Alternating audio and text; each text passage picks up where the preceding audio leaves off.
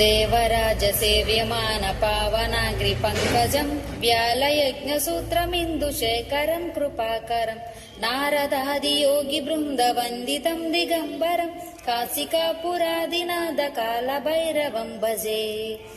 भानुकोटिभास्वरम् भवब्दतारकम् परम् नीलकण्ठमीप्सितार्थदायकम् त्रिलोचनम् कालकालमम्बुजक्षमक्षशूलमक्षरम् काशिकापुरादिनाथकालभैरवम् भजे। शूलटङ्कपासदण्डपाणिमादिकारणम् श्यामकायमादिदेवमक्षरम् निरमयम् भीमविक्रमम् प्रभुम् विचित्रताण्डवप्रियम् काशिकापुरादिनाथकालभैरवम् भजे। भुक्तिमुक्तिदायकम् प्रशस्तचारुविग्रहम् भक्तवत्सलम् स्थितम् समस्तलोकविग्रहम् निक्विनन्मनोज्ञ हेम किङ्किनीलसत्किटम्